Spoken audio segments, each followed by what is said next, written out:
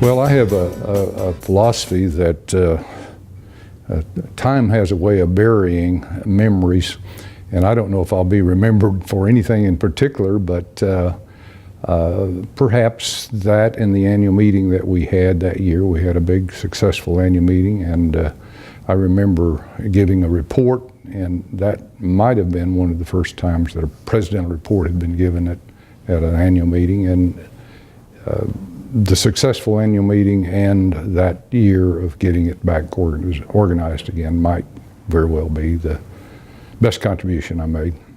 Selfishly, I think it's a prestigious thing to do. Just identifying myself after 10 years of retirement as having been the executive director of the Oklahoma Dental Association kind of raises some eyebrows even till today. And but it's self-gratification, the challenge of getting people to volunteer to do things. I remember one of my philosophies, my office had a stone wall over to the left of my desk, and I told people all I do is go to work and play chess every day. And up on the wall was a rock that stood out a little further than the rest of them, and that was the king. And all I had to do is go to work and play chess, i.e. move the men on the board to get the objective accomplished or capture the king. Continuing education is a really important part, I think, of any association. And that's one thing that I think OSAE has provided, and it would appear to me that association management is becoming more and more complex with time, and therefore association executives having someone that they can go to, visit with, to know each other, the camaraderie, and the continuing education, I think probably is more important now than it was back 40 years ago. Well, there's one person that comes to my mind who actually never was president of OSAE. He had been active, and I had known him back in Chamber of Commerce days. Leon Rogers from Shawnee had a lot of influence on my career in association management, but in what I call volunteer organizational management, Chamber of Commerce management. One that came on after me, Pat Hall, has been an influential person that I've watched, and he became a ASAE fellow.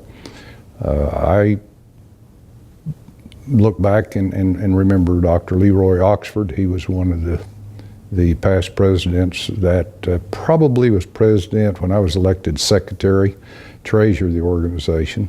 And I would say Dr. Oxford was probably one of the persons prior to my presidency that influenced me a lot. The OSAE trips that were taken back, I don't know if they still do that or not, but Bob Rollins and a fellow named Bradfield had a travel agency in addition to Bob Rollins being an association executive, and they would put together an annual OSAE trip. And one of the ones that stands out in my mind most was the trip to Jamaica. And I recall being on the beach, and the Jamaicans challenged the people from Oklahoma, i.e. association executives, to tug of war. And they dug a deep ditch and filled it full of water, and we divided forces and had a tug of war, you know, where you get on the rope, and I would boastfully say we dragged the Jamaicans into the ditch. Association management or associations are quasi-governmental and not too different from what people in politics have to live up to. I would say to a young person going into association management, or who was young in it, is be sure to keep your skirts clean. Don't ever give the members an opportunity to question your integrity. If there's any questions, answer the questions before they start raising their eyebrows and wondering what's going on there.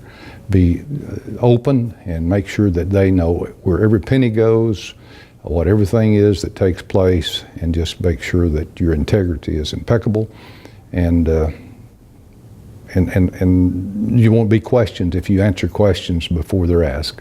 I was the executive director of the Oklahoma Dental Association, so continuing education and receiving a certification proving that you have received continuing education probably may have been more important to my members than it might have been to some others, I don't know, but it gave to me a certain credibility, a certain prestige among my members that I was not falling behind, but I was keeping up with my continuing education, because you have to have so many hours to be recertified every year, or every 3 years, I think it is.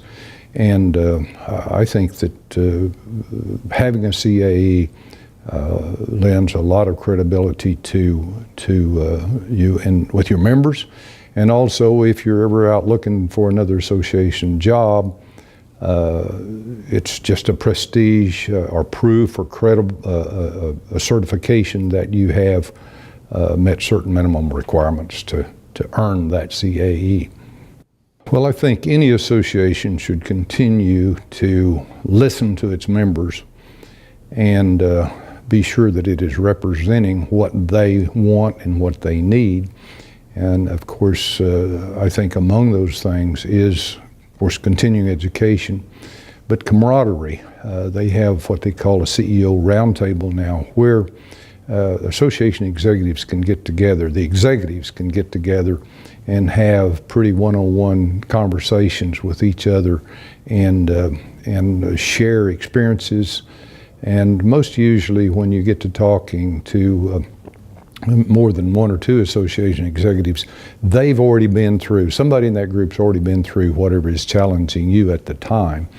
So I would say the camaraderie, the continuing education that OSAE has continued to offer is even more important now than it was in years past, but it's always been important.